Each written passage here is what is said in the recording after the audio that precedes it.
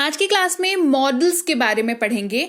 एक काफी इम्पॉर्टेंट लेकिन कंफ्यूजिंग टॉपिक जो है वो बना रहता है पढ़ने वालों के बीच कि कहाँ यूज करना है, कैसे यूज करना है, कहाँ नहीं यूज कर सकते हैं और किस वजह से इसका यूज करें, क्या इसके जगह पे कुछ और का यूज कर सकते हैं। इन सारे सवालों के जवाब आपको एक बार ही जब आप कॉन्सेप्ट सीख लेंगे तो अपने आप ही मिल जाएगा। कॉन्सेप्ट सीखने के लिए आज की क्लास को पूरा देखना होगा, पूरा समझना होगा।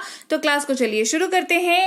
हमारी ऐप, हमारी पेड क्लासेस और किताबों से जुड़ी जानकारी के लिए इस नंबर पर व्हाट्सएप मैसेज कर लीजिएगा। साथ ही आप देख रहे हैं संरीति इंग्लिश अकेडमी। मैं हूं प्रीति मैम। सब्सक्राइब करके बेल नोटिफिकेशन को भी ऑन कर लीजिएगा। क्लास को फटाफट से चलिए शुरू करते हैं। बेल नोटिफिकेशन ऑन कर देना ताकि आगे के आने वाली क्लासेस की नोटिफिकेशन आपको मिलती रहे और आप समय पर आकर के क्लासेस को अटेंड कर पाए। सबसे पहला शब्द है कैन। ये मॉडल्स जो शब्द होते हैं अंग्रेजी का एक पार्ट होता है, उनमें से एक शब्द है ये। ठीक है, इसका इस्तेमाल जो है वो आपको हिंदी के वाक्य को देखते हुए आपको इसका इस्तेमाल सीखना है। ठीक है, जैसे अगर आप हिंदी के अपने किसी भी वाक्य में अगर आप अपने हिंदी के वाक्य को नोटिस करो, क्या बोल रहे हो हिंदी में? सकता हूं, सकता है, सकती है, सकते हैं। अगर आप ये सब बोल रहे हो, ये सब यूज कर रहे हो अपने हिंदी के वाक्य में, तो आप ये मान के चलो कि आपको इसी पर्टिकुलर वाक्य की इंग्लिश जब कन्वर्ट करनी होगी, इंग्लिश की जब ट्रांसलेशन करनी होगी, तो आपको कैन शब्द का यूज करना पड़ेगा।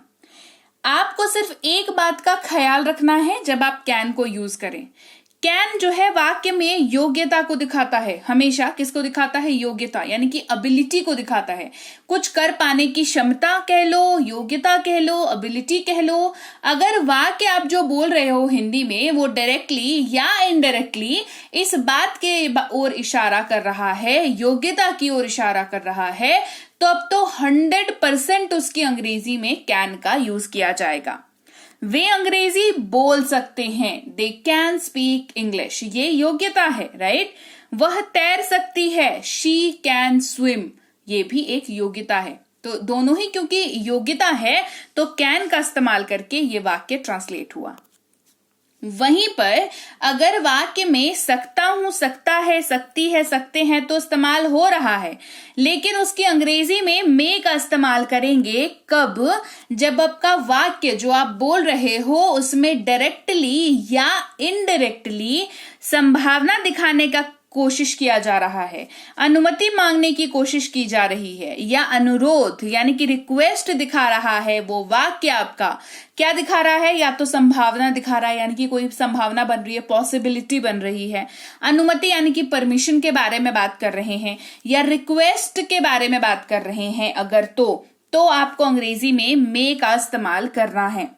हमें देर हो सकती है, We may be late, है ना। आप श्योरिटी के साथ नहीं कह सकते हो, लेकिन आपको ऐसा लग रहा है सीन देख करके कि संभावना बन रही है कि लेट हो जाएंगे हम लोग, तो आप इसकी ट्रांसलेशन में मे का इस्तेमाल करेंगे, We may be late। क्या मैं आपकी सहायता कर सकता हूं? May I help you? यहां पर आप सामने वाले से पूछ रहे हैं कि सहायता कर सकता हूं। हो सकता है सामने वाले को आपकी सहायता चाहिए ही नहीं, लेकिन तो आप ऐसे जबरदस्ती करने जाओगे तो होता है ना, नेकी कर और दरिया में डाल, वो वाला सीन हो जाएगा। इससे बेहतर है कि हम पूछ लें कि क्या मैं आपकी सहायता कर सकता हूं। तो अगर जवाब हाँ आता है तब तो बेशक सहायता करिए और इसका जवाब हो जाएगा मे आई हेल्प यू। आगे बढ़ते हैं। अगर आप अपने वाक्य में सका, सकी, सके या पाया, पाई, पाए का इस्तेमाल कर रहे हैं तो अंग्रेजी में कुड का इस्तेमाल करेंगे। किसका इस्तेमाल करेंगे? कुड।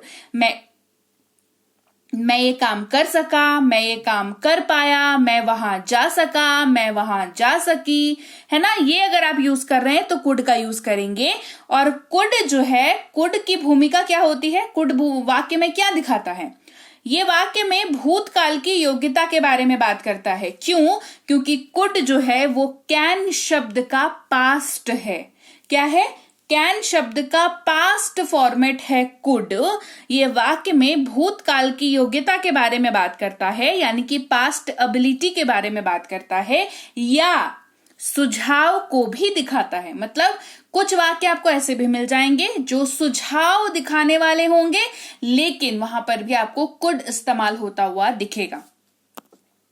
वह नहीं जा सका, he could not go। वह नहीं जा सका, he could not go।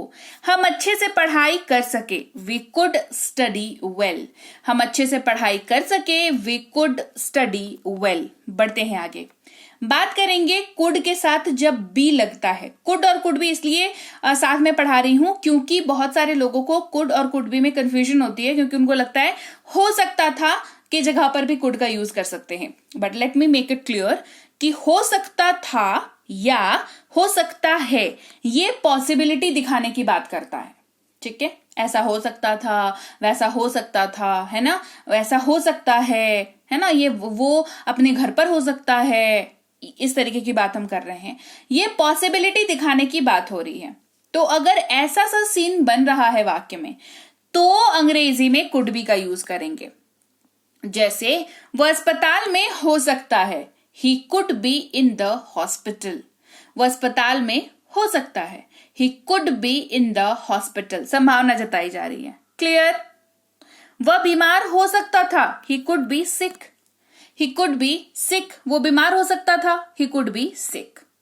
बढ़ते हैं आगे, अगला शब्द है might, MIGHT। might इसको पढ़ते हैं और ऐसा नहीं है कि इसका इस्तेमाल नहीं होता, है ना, ये बहुत अच्छे से इस्तेमाल होता है, बशर्ते आपको उसको इस्तेमाल करना आता हो। आपने ना बहुत सारे लोगों के मुंह से ये इस वर्ड का यूज नहीं सुना होगा। रीजन जानते हैं क्या है? क्योंकि वो भी जोड़ ताली करके ही अंग्रेजी बोल रहे हैं। फ्लुएंसी कभी नहीं आएगी अगर इन शब्दों पर महारत नहीं हासिल करोगे। इनकी समझ, इनके ऊपर पकड़ जरूरी है, तभी आप माइट को यूज कर पाओगे। माइट का इस्तेमाल बहुत आसान है, पता है।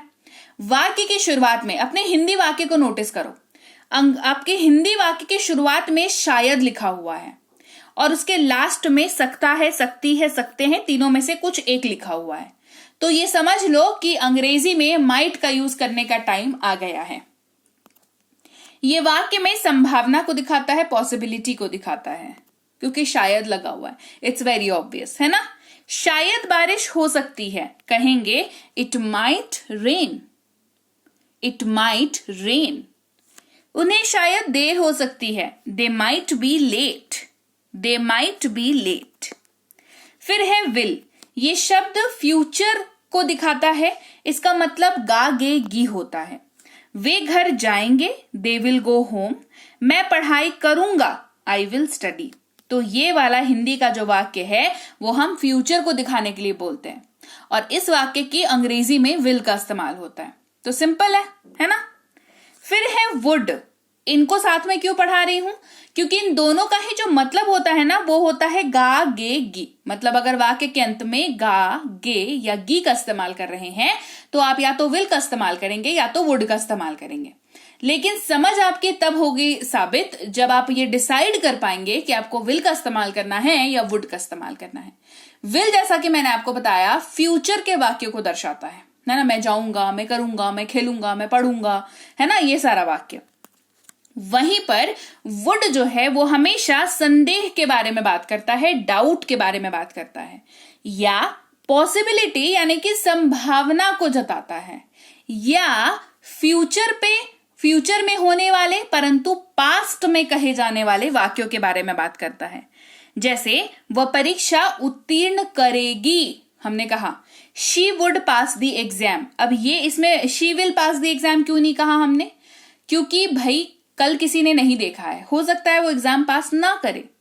तो आप एक संभावना जता रहे हो या कह लो डाउटफुल सा वाक्य कह रहे हो कि वो एग्जाम पास करेगी, है ना। She would pass the exam. आज बारिश होगी, इट वुड रेन टुडे। ये अगेन आप संभावना जता रहे हो, है ना, आप पॉसिबिलिटी की बात कर रहे हो, तो वुड का इस्तेमाल कर लेंगे। वुड बी, रहे होंगे, रहे होगे, रही होगी, रहा होगा। सिंपल है, विल और वुड से अलग है तो इसका इस्तेमाल बेहद आसान है। वह आ रहा होगा, ही वुड बी कमिंग, वे लोग पढ़ रहे होंगे, they would be studying. Simple, short and simple use है इसका। अब बात करते हैं शैल की, क्योंकि हमने बात करी विल की, वुड बी की, तो शैल को कैसे छोड़ दें?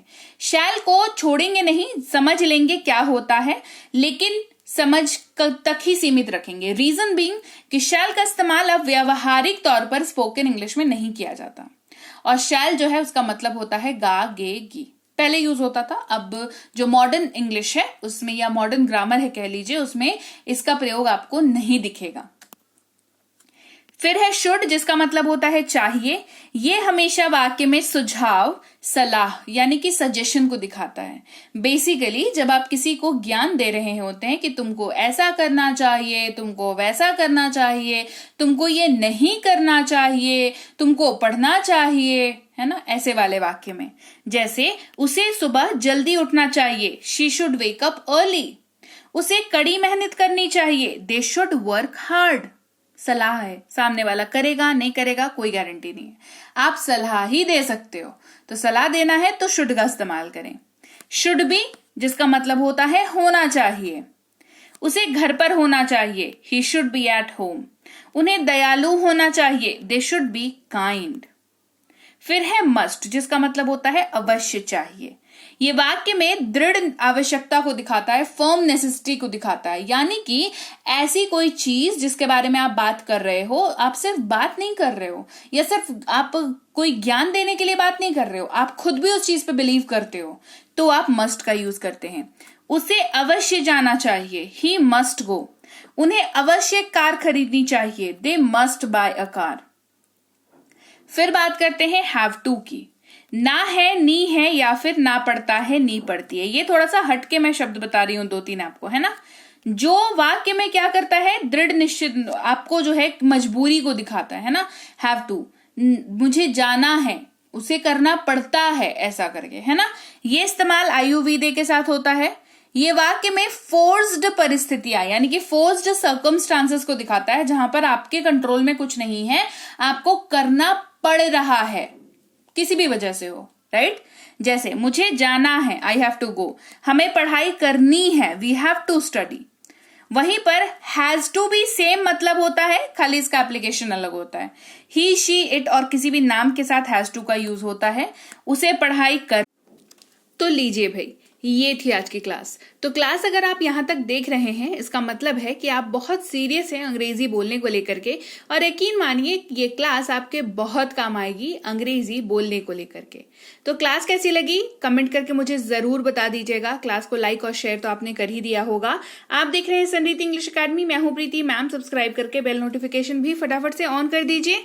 इसके अलावा हमारी जो ऐप है संरीति इंग्लिश अकेडमी, सेम नाम से ऐप है, वहां पर आपको बेसिक से प्रो स्पोकन इंग्लिश का कोर्स, इंग्लिश राइटिंग का कोर्स जिसमें आप अंग्रेजी लिखना सीखते हैं, इंग्लिश ग्रामर का कोर्स, इंग्लिश रीडिंग का कोर्स आपको मिल जाएगा ऐप पर। इसके अलावा अंग्रेजी पढ़ने में अगर दिक्कत आती है, स्पेलिंग्स में दिक्कत आती है, तो ये अंग्रेजी पढ़ने का रामबाण ट्रिक, ये जो किताब है ये अमेजॉन पर अवेलेबल है। आप सिंपली इस बुक का टाइटल यहां से देख करके आप अमेजॉन पे सर्च करके इस बुक को अपने घर पर कैश ऑन डिलीवरी के साथ भी मंगवा सकते हैं। इसके अलावा अगर आपको ई बुक्स की जरूरत है, तो चाहे वो वर्ड मीनिंग की ई बुक हो, टेंसेस की हो, आपके स्पोकन इंग्लिश की हो, ग्रामर की हो, या मिनी स्पोकन इंग्लिश स्ट्रक्चर्स की हो, जो कि क्विक रिवीजन का आपको मौका देती है, क्विक समझने का आपको मौका देती है, ये सारी की सारी ई बुक्स जो है हमारी ऐप पर अवेलेबल है। ऐप में जाकर के आप इनको इजीली वहां पर ले सकते हैं। इसके अलावा हमारी क्लास, हमारी पेड क्लास या किसी भी तरीके की अंग्रेजी को लेकर के समस्या अगर आपको आ रही है, तो इस नंबर पर व्हाट्सएप मैसेज करके आप हमारे साथ संपर्क कर सकते हैं, हमारे ग्रुप में जुड़ सकते हैं। और इस किताब को मंगवाने के लिए भी आप सिंपली इस नंबर पर व्हाट्सएप मैसेज करके भी इस किताब को अपने पास मंगवा सकते हैं। और हमारा ऐप कुछ ऐसा दिखता है गूगल प्ले स्टोर पर, वहां पे आपको यहाँ पर इंस्टॉल कर लेना है ऐप को अपने मोबाइल पर। इसके अलावा व्हाट्सएप का ग्रुप हमारा जरूर ज्वाइन करके रखें, रोज की फ्री क्लासेस आपको मिल जाती हैं। टेलीग्राम का चैनल हमारा जरूर ज्वाइन करके रखें, वहां पर भी आपको क्लासेस मिल जाती हैं, कुछ इंपॉर्टेंट अनाउंसमेंट होता है वो भी आपको पता चल जाता है, और ऐसे आप जो है अंग्रेजी के संपर्क में बने रहते हैं। तो thank you so much for watching आज की क्लास को। मैं आपसे मिलूंगी आपकी अगली क्लास में। Till then thank you so much for watching. Stay tune to संरीति इंग्लिश।